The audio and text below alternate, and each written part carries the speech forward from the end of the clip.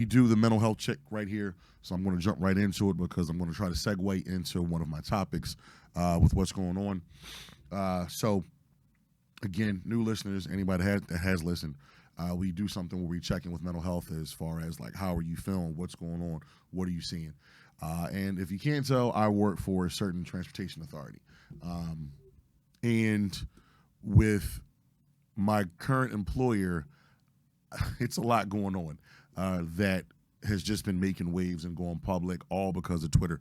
Thank goodness I live like in this society or an era where things are transparent now and things can't be hidden, things can't be closed off. Literally with like in the last 72 hours, like just a multitude of stuff's come out as far as like there's a serial killer.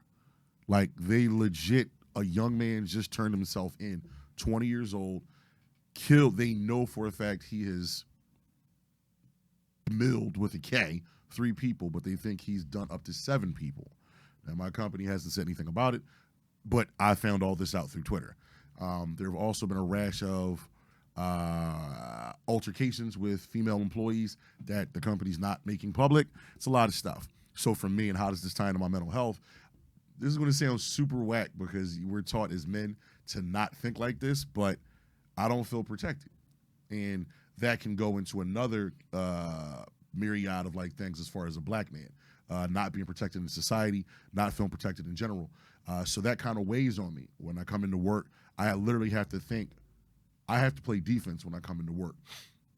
And that's something I'm accustomed to as a black man, because as black men, we're not taught to play offense. We're taught to play defense. I don't have the basketball. I can't go and make a decision.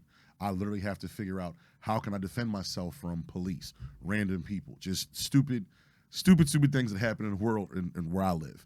So for me, it's weird, man, because this multi-billion-dollar company or entity is fully aware of this stuff, and you're still putting employees and putting them in harm's way.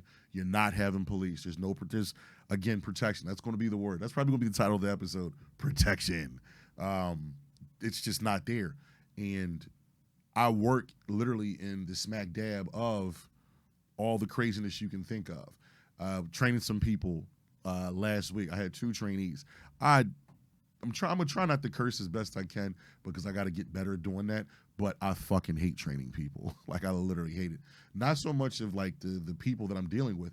It's just the fact that what I do and where I work at, that will make or break you. And it's nothing to like boast about. It's nothing to brag about.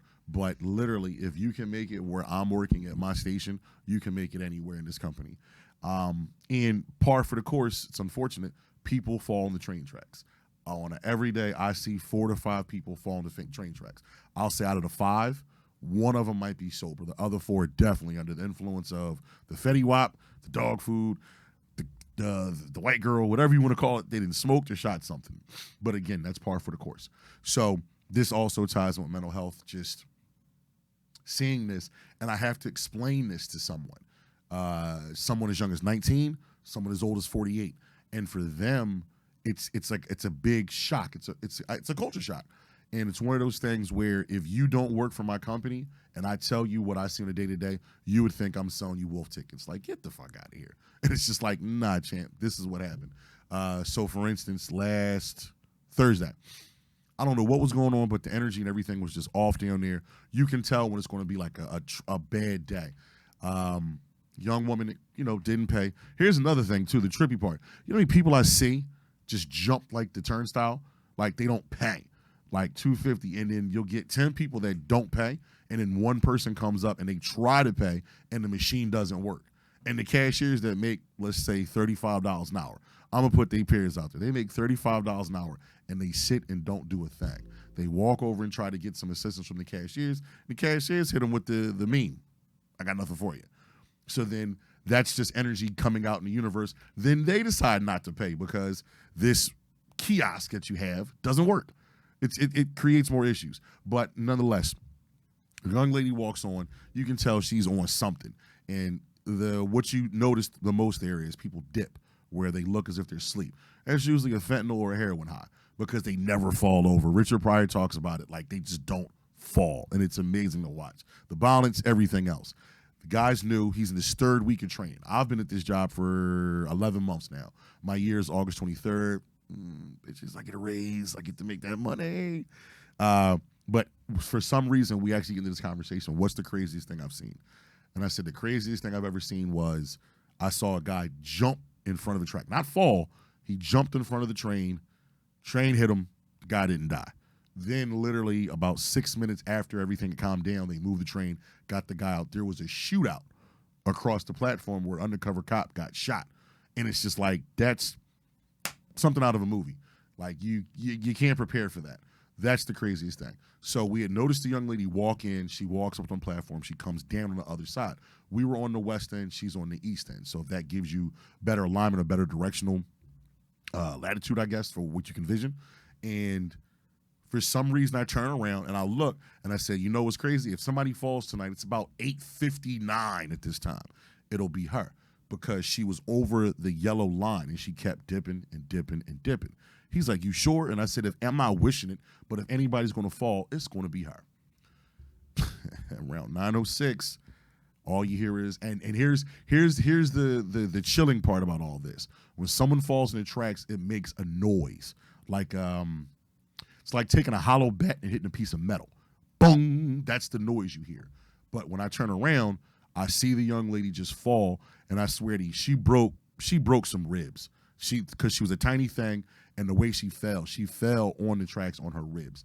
And I spring to it because for me, I'm a sucker when it comes to like assisting women, because that's somebody's daughter, that's a mother, that's a, you know what I'm saying? It's a woman. A dude, look here, you fat fuck, dumbass. We're going to make the phone call. We'll stop the trains. We'll kill the power. I'm not rushing over. You kind of let them sit in their own stew and sober up. It sucks. They don't realize that we can make a phone call. You kill the power. You kill the trains. And that's in theory, because sometimes this happens, not a lot, but sometimes those calls don't go to the trains where the trains get the message to stop. They're past a relay where there's signs, where there's a red, there's a white, there's flashing colors to let them know, hey, be advised, something's going on. They don't get those calls. But a majority of the time, it is consistent. When you make the call, the trains get it. So I spring into it. I yell at the cashier, make the call, do this, do that. He looks at me, makes the call. So in my mind, we're Gucci. It's no train coming. So I know. Get on the other side. Now, as I'm walking up the steps, random dope fiend decides to jump in the track and get his hero on. Here's the thing that people don't know. When you ride the orange line, which is the Broad Street line, the 3rd rail is underneath the platform, right? When you're on the blue line, which is the Market Frankfurt L, the 3rd rail is in the middle. It's visible. The guy didn't realize that. So I'm hoarse in my voice. I actually sound quite appetizing right now. I sound very well, if I can say that myself. The reason why my voice is so hoarse is because I had to yell at this guy that jumped in and play hero ball. I understand what he was trying to do, but he didn't read the room. He didn't understand where he was at and what he was looking at. He decides to jump. He was about less than 3 feet away from the 3rd rail. And he wanted to just, in his mind, I'm going to step on the 3rd rail and get over there. And I see him, and all I do is just start yelling. I forgot what I said, but it was like, yo, stop taking steps. I'm trying not to curse, but that's just what the fuck I do. Yo, chill the fuck out. You can't fucking go any further. And the guy's like, you're taking too fucking long. And I said, yeah, you can't touch that. That's the 3rd rail, but I'm yelling this. And the guy's like, what? He's processing as I'm yelling to him about the 3rd rail. Like, 3rd rail, it's behind me. No, champ, read that. It says, danger, 8,000 volts. You touch that, I'm going to have 2 assholes in the track. One of them, I'm going to save. The other one, shit shut down. Literally, the city of Philadelphia will be affected by you. That's how crazy this is. So the guy processes. He finally gets out of it. I walk, come down, hustle over. There's about 3 people on the other side. Dope fiends, of course. My days of jumping in the track are over. I ain't doing it. It's dirty as shit down there. I'm not jumping in that shit. So I look, and I'm like, look, y'all 2 jump down, grab her by her legs, push her up. I'll grab her arms, lift her on the platform. We good. Well, what about the trains? Don't worry about that. Just jump down there. They jump down. As soon as these dudes jump down, the young lady puts the theatrics on. I need medical assistance. No, you need detox, sweetheart. That's really what you need. Like, this isn't the time to do this right now. We know you need some assistance. They're on their way. But the sooner we get you out, the better we can get you, and the sooner we can get you to somebody. So the guys lift her up. I grab her by her arms. We pull her up, and I get her over to yellow. I help the guys up. They're like, yo, thanks. One of those like, all right, we still have some faith in humans. Like, we did it. Black, white, Asian. Here we go. United Nations. Captain Planet, let's do it. You know what I'm saying? So looking over, she's like, I think I broke my ribs. I think I broke my ribs. And in my head, it's like, you're lucky that's all you broke. You're lucky you're talking. But cops come, paramedics come. Here's the kicker, and this ties into mental health. Here's the fuckery of it all. Cops come. How are you, sweetheart? She's like, I'm fine, this, that, and the third. I don't feel good. I'm tuning in and out. Literally, they ask her, does she want medical attention? Guess what she says? Hell to the no. No, I don't want medical assistance. You just said you needed medical assistance when we got you in the tracks and got you out. Now you realize, oh, I can't go get that dog food. I can't go get my Fetty and get high. Nope, you're going to give me something actually to sober me up and get me sick. No, I don't want any parts of that. And the cops are looking like, wait, look at your body.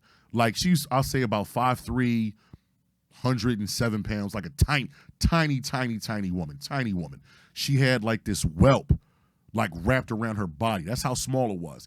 And in my head, you broke something. Right now, you're still high of what you had, and your adrenaline is through the roof. When you go lay down or you pass out from whatever you take and you wake up the next morning, you are going to have the pain of God, Jesus, Satan, everything all on your body, and there's nothing you can do about it. The cops looked at her. You sure? She said, yeah, paramedics came. They got her to the other side. I disappeared, kind of like detached myself from what was going on and was just like thankful. Like, look, God, thank you for having me outside. Thank you for having me around because I don't know what would happen. If I didn't do what I did, a guy would have got evaporated from the third rail. She wouldn't have got picked up. So it was one of those things where I have to like check myself and ground myself about being where I am and having the cognitive space to understand, react, do this, do that, and actually taking my training serious. A bigger thing with us was when we were getting trained, nobody realized that the stuff that they were showing us, you're going to use this shit more than you want. And just thankful for that. Come out from my room, getting ready to go. I walk over and I look towards the elevator. I see the same young lady. She literally has like baby wipes or like a wipe, and she's wiping her side off. And that whelp or whatever the mark was wrapped around her body. And she was just like talking to somebody about trying to get a package. Blew my mind. That's what happened last week. Then again, I'm being redundant now, fast forwarding to this week. Multitude of attacks, serial killer, ape that with an R. He's running around. Something happened at 4:30 in the morning at Racing Vine last night. And it's just, I don't feel protected. I really, really don't. So, you know, I'm not really at the best right now. This is becoming more and more therapeutic for me, being able to talk about it and put information out. It's not a knock about my company. It's not a knock about that because this isn't an authority problem. And I think that's the big message that people get misconstrued that, oh, this is a authority problem. It's not. It's a city problem. This is a part of what we talked about 2 weeks ago and episodes ago where we talked about the violence and what's going on in Philadelphia. It's only going to get worse. This makes no sense, but it's got to get worse to get better because you have to understand what baseline is. And then when we go below reference, that's when we know, okay, we got to start putting boots in asses and start cracking heads and start doing some things.